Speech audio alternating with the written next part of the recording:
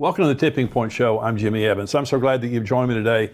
I've got a really important message for you, and before I bring it, I just want to say that we have an End Time Prophecy Conference coming up on September the 17th, right here in the Dallas area, Grapevine, Texas, at Fellowship Church. Wonderful church. Pastor Ed Young, he's going to be one of our speakers there. This is an all-day conference from 9 in the morning until 5 in the afternoon. I'll be speaking first and last. I'm going to go 2 times that morning.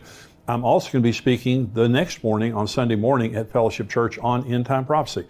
So if you stay over till Sunday morning, you can hear me 3 times, but we also have Pastor Billy Crone.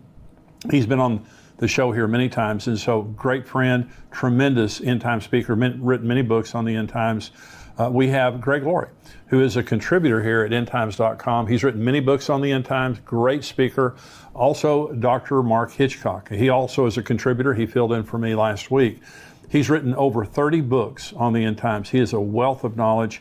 He'll be speaking at the conference. Also, Rabbi Jonathan Cahn. Now, Rabbi Jonathan Cahn, in my opinion, is the most profound prophet, end-time prophet that we have in our generation. His books and revelation are astounding. I met him many years ago. I went to New York City after he wrote the book, The Harbinger, and I interviewed him there. Dear friend of ours, but he is going to be there bringing a special message at the conference. So we have a great lineup of speakers all day long. It's $99 for the conference. It is a $49 for the live stream. And so you can go on conference.endtimes.com and sign up. Bring somebody with you. Bring friends, bring your family, bring a group for your church. We would love to have you. That is conference.endtimes.com. We would love to have you be there. I would love to see you there. Now, I want to talk on this program. We're all saddened by what's happened in Uvalde, and it's just absolutely horrific to see someone as evil as that young man go into a school and just shoot. He shot his grandmother in the head shot her in the face before he went to the school. And it's just so heartbreaking to see those innocent lives taken, both the kids and also the adults. And so we live in a very, very immoral, godless time. And this is exactly the way that Jesus and the Apostle Paul told us that the world would look at the end. And so here's what the Bible says about immorality in the end times. These are the words of Jesus in Luke 17, beginning with verse 26. As it was in the days of Noah, so it will also be in the days of the Son of Man. They ate, they drank, they married wives, they were given in marriage until the day that Noah entered the ark, and the flood came and destroyed them all. Likewise also as it was in the days of Lot. They ate, they drank, they bought, they sold, they planted, they built. But on the day that Lot went out of Sodom, it rained fire and brimstone from heaven and destroyed them all. Even so will it be in the day when the Son of Man is revealed. So Jesus is saying, just like the days of Noah, just like the days of Lot, it's going to be just like that when Jesus returns. Well, here are 4 parallels between the days of Noah and Lot and the days that we're living in now. And the first is a business as usual attitude of sinners. Buying, selling, marrying, giving in marriage. And this is why I don't believe that Jesus will come at the end of the tribulation. And some people teach that very, very strongly, that they believe that believers are going to go through the tribulation. There will not be a business as usual attitude when 3/4 of the world's population has been killed and the world is a smoldering ruin at the end of the tribulation. The second parallel is a refusal of sinners to listen to the warnings of the righteous. I'm a preacher. There are many preachers around the world, many churches telling the truth, and many people refusing, many people mocking, which is also a sign of the end times, many people mocking us and mocking Christians for the way they believe. Noah and Lot did not have one convert, either of them. In fact, Lot lost his wife. She turned back and became a pillar of salt on the way out of Sodom and Gomorrah. And so just the world that we're living in and just their mockery of Christianity, that is a sign of the times. The third parallel is a sudden removal of the righteous from among the wicked. Noah got on the ark, God lifted him above the flood the way he will lift us up above the tribulation. And then, of course, Lot went out of Sodom and Gomorrah. The angels that came in to take Lot and his family out said, we can't judge this place until you're gone and you have arrived safely at your destination. Again, that's why I don't believe that we're going to go through the tribulation. We are not destined for wrath. The fourth parallel is cataclysmic judgment. The tribulation will be cataclysmic judgment upon the world. Sodom and Gomorrah, 100% death. In the case of the flood, 100% death. It was a cataclysmic judgment that's going to happen when the tribulation, when the rapture happens and the tribulation comes to the world. This is what Genesis says. When Jesus says it'll be like the days of Noah and the days of Lot, this is what the book of Genesis says about the times of Noah. This is the genealogy of Noah. Noah was a just man, perfect in his generations. Noah walked with God. And Noah begot 3 sons, Shem, Ham, and Japheth. The earth was also corrupt before God, and the earth was filled with violence. Listen to that. So God looked upon the earth, and indeed it was corrupt, for all flesh had corrupted their way on the earth. And God said to Noah, the end of all flesh has come before me, for the earth is filled with violence through them, and behold, I will destroy them with the earth. Now, it said the world was corrupt, and that is the Hebrew word shakath. It means evil, filthy, and immoral. The world was full of immorality, filth, and violence. Sounds like the world we're living in today. And remember, Jesus said, as it was then, it will be in the day when the Son of Man is revealed. This is Lot's world, according to 2 Peter chapter 2. For if God did not spare the angels who sinned, but cast them down to hell and delivered them into chains of darkness, to be reserved for judgment, and did not spare the ancient world, but saved Noah, one of 8 people, a preacher of righteousness, bringing in the flood on the world of the ungodly, and turning the cities of Sodom and Gomorrah into ashes, condemned them to destruction, making them an example to those afterward who would live ungodly, and delivered righteous Lot, who is oppressed by the filthy conduct of the wicked. For that righteous man dwelling among them tormented his righteous soul from day to day by seeing and hearing their lawless deeds. Then the Lord knows how to deliver the godly out of temptations, and to reserve the unjust under punishment for the day of judgment, and especially those who walk according to the flesh, in the lust of uncleanness and despise authority. They are presumptuous and self-willed. And again, Peter uses the word here, filthy, and it is the Greek word asogeia. It means licentious, sexually immoral, and an insatiable desire for pleasure, just living in lust and hedonism. And they're ungodly. They have no fear of God. And so Sodom and Gomorrah were known for rampant homosexuality. That's where the word Sodom comes from. And the men of the city were so evil that they tried to force themselves on the angels who came to deliver Lot and his family. And so here it is now a scripture, a prophecy from the Apostle Paul, graphic prophecy from the Apostle Paul, warning about dangerous days that will come in the end times, because there will be such moral degeneration. This is 2 Timothy chapter 3. But know this, in the last days, perilous times will come. For men will be lovers of themselves, lovers of money, boasters, proud, blasphemers, disobedient to parents, unthankful, unholy, unloving, unforgiving, slanderers, without self-control, brutal, despisers of good, traitors, headstrong, haughty, lovers of pleasure rather than lovers of God, having a form of godliness, but denying its power, and from such people turn away. And so Paul is describing the wholesale deconstruction of morality in the end times. And this is being fulfilled right before our eyes. And I'm saying this was not true when I was a child. I'm 68 years old. I was born in 1953. And I'm telling you, it was a different world. You just assumed everybody was a Christian. You just assumed all your teachers were Christians. I went to a school, 10 Commandments on the wall. There was a prayer that was prayed in the name of Jesus every single day I was in public school, from the time I was in first grade till the time that I graduated. And so it was just a different society. There were problems, but nothing like what we see happening today. And especially in the last 20 years, I look back on the beginning of the internet, and there was problems before that, but there has been just this rapid disintegration that has happened since the internet was invented. And a lot of this kind of behavior is promoted through social media and the internet and things like that. So this prophecy from 2 Timothy from the Apostle Paul gives 19 different specific measurements of rejection of biblical morality. 19. When he says lovers of self, lovers of money, boastful, 19 different descriptions of the immorality in the end times, which every single one of them are true in our time. And you say, well, why would he give so many? Because immorality isn't just about sex. It is about our whole lives. Sexuality is just one part of immorality, but also lying and stealing and violence and corruption and selfishness and all those kinds of things. And so immorality is like a cancer that spreads. Once you get a little bit of it, it's like leaven. It spreads everywhere. The second reason that he gives so many is it explains why God hates immorality and why he judges it so severely. Let me say this. The reason that God hates immorality is because it damages people. God loves people. God isn't some ogre that just sits up in heaven and doesn't want us to have any fun. Morals protect. If you don't understand why morals are there, morals protect. If you brought your children to me and you said, Jimmy, we've had an emergency, could you take care of our kids for a while we're taking care of this emergency? And I said, sure. Well, if I'm a moral person, your kids are safe. I mean, when you get back a week from now or a year from now, your kids are going to be as good or better than when you left them with me. But if I'm immoral, they're not safe. Morals protect. A moral society is a safe society.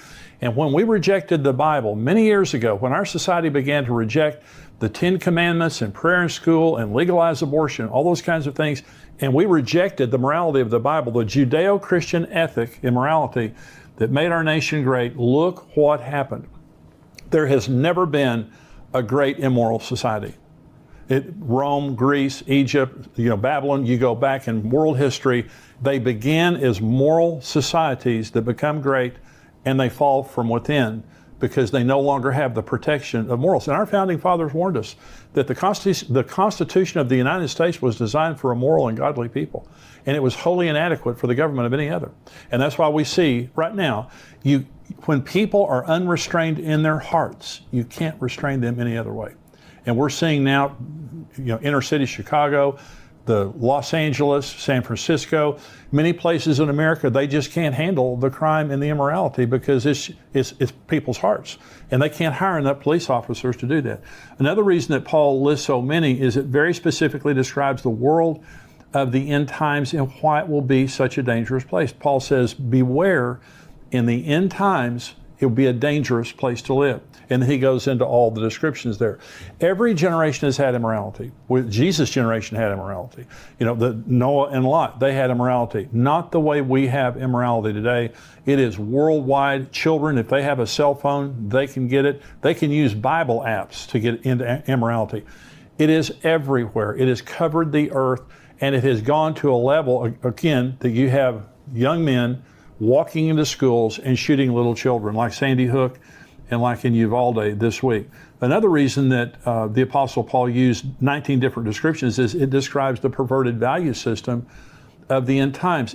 All societies have values, and so it's their culture.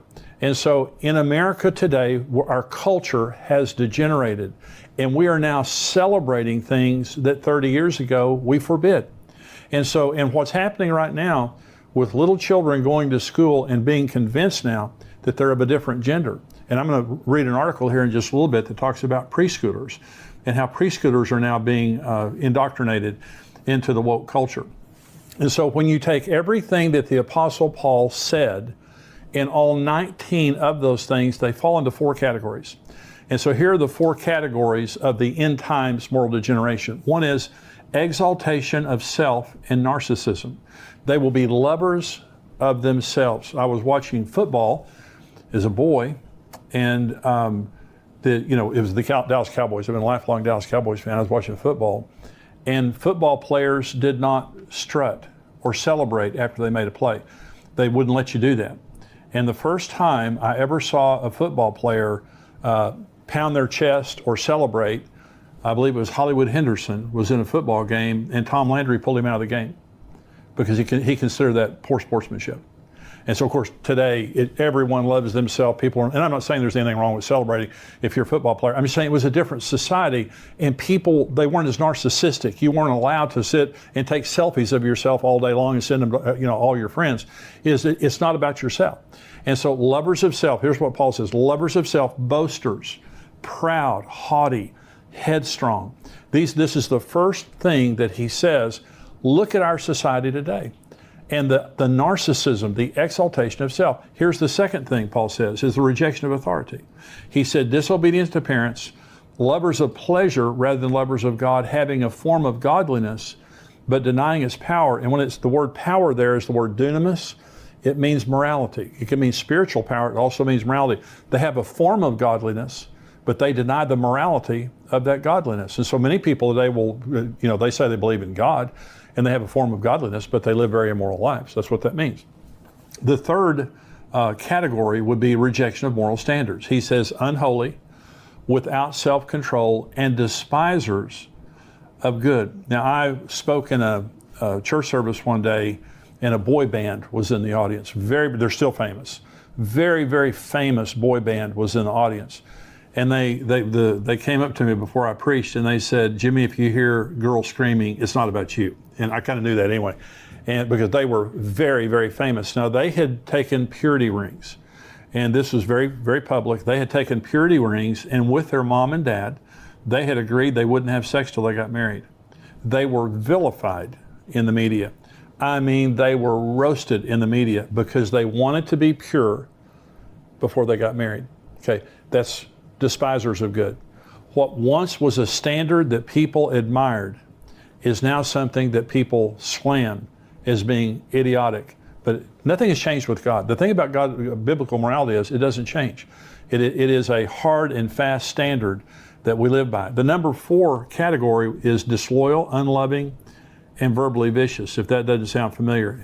Paul says unloving, irreconcilable, unforgiving, blasphemers, slanderers, brutal, traitors, unthankful. The word unloving there is astorgeia, the Greek word. It means not even loving your family. When I was a young pastor, it was unheard of for a mother to leave her kids. I had never heard of it. I was a pastor of a very large church. And so you would see men sometimes leave their families, but not women. After I had pastored for 10 or 20 years, more and more parents killing their children, children killing their parents, parents preying on their children. That's what that means. It means you don't even have a normal love for your family anymore. And this is what we see today. The young man in Uvalde shot his grandmother in the face before he went and shot those kids. It's incredible. And so this is why God hates the immorality, and this is why there is such a horrific judgment that came on the world of Noah, of Lot, and is about to come on our world. Now, if you take all 4 of the categories that the Apostle Paul was talking about, describing the moral generation of the end times, and you flip it, here's what it means. Number 1 is exaltation of God over self. If you want to make this thing right and flip this thing over, rather than being narcissistic and arrogant, it means we humble ourselves before God. That's what we should be doing. That's what Christians should be doing. We shouldn't be like the world. We shouldn't be full of ourselves.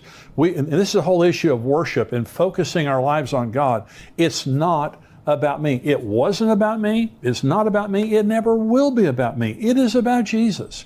When we go to heaven for all of eternity, we will worship Jesus Christ and not ourselves. The number 2 category, if you flip these things around, is submission to God's authority and to His delegated human authority. I submit my life to God. It's not about what I can do. It's about what I should do. I'm under God's authority. And it says they're rebellious to parents. They're disobedient to parents. And so if I'm a child, I should be submitted to my parents. I'm submitted to my boss at work. I'm submitted to the governing authorities. I have an attitude of submission. We now have Antifa, and we have these groups that are completely against all forms of authority. And so, this is growing in our society. Number 3 standard or category would be acceptance of absolute moral standards of the Bible, rather than being immoral and haters of good. We love good. And the fourth category is loving others loyally and sacrificially, rather than being brutal, unforgiving, irreconcilable, and things like this. This is how America began. Those were the standards that made America great. And so America, and let me just say this, this will not get better. Okay, as believers,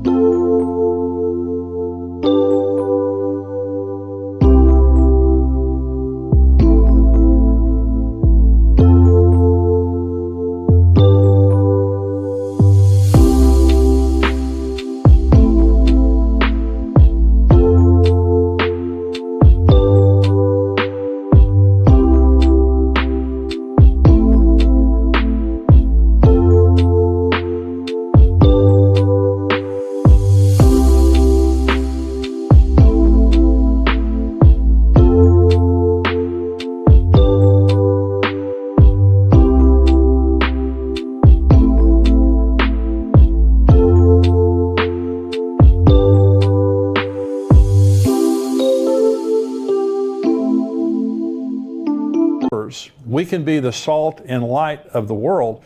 But we know, according to the words of Jesus, that when he returns, it's going to be like Noah and it's going to be like Lot. He told us exactly what the world is going to be like. And that's why Jesus can come at any time. And I'm saying, for me personally, I want Jesus to come now. There's nothing in this life. All my family's going with me. All the people I care about are going with me. And this world is a rotten, evil place. And so again, it says that Lot's righteous soul was vexed day after day as he had to sit there and watch what those people were doing. And I know that that's the way many of you feel. That's the way I feel. When you see what's happening in Uvalde, when you see the things that are happening in the world right now, it just breaks your heart and it vexes your soul. And you say, how long can this go on? Well, it can go on until the time that the rapture happens. And that will happen. The world is not going to be a better place. I hope a lot of people get saved, and that's the job of the church, is for us to be salt and light in the world and for us to preach the gospel. And so that has to keep going on. And so here's what Jesus told us in Matthew 5. He said, you're the salt of the earth, but if the salt loses its flavor, how can it be seasoned? It is then good for nothing but to be thrown out and trampled underfoot by men. You are the light of the world. A city that is set on a hill cannot be hidden, nor do they light a lamp and put it under a basket, but on a lampstand, and it gives light to all who are in the house. Let your light so shine before men that they may see your good works and glorify your Father in heaven. This is our job in the end times world, and that is we have to be standard bearers. We have to be people of the light. It's so important. It's so important to be together with other believers, because when you get off by yourself, you weaken, especially when you get around immoral people. 1 Corinthians 15:33 says, don't be deceived. Bad company corrupts good morals.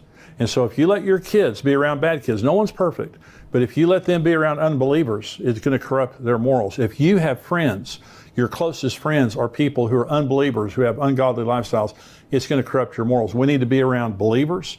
We need to be in church like never before. And we need to be the salt and light of the world. That is what God has called us to do. And so if you're watching on YouTube, I hope that this message has been a blessing to you. Now, we have a subscriber-only area of this podcast, and I'm about to go into it right now. Plus, we have many other articles and videos all week long that come out. If you're not a subscriber to endtimes.com, it's $7 a month. It's $77 a year. We would love to have you be a subscriber. And this is how we support the ministry, is through subscriptions. And so $7 a month, $77 a year. We try to make it very affordable. But we have Greg Laurie, we have Dr. Mark Hitchcock, myself, writing articles, creating videos to keep you encouraged and informed on what is happening in the world that we live in. And I believe that it is a bargain for $7 just to receive some encouragement. Every single week, several times a week, we come out with articles and videos. Become a subscriber, endtimes.com. God bless you.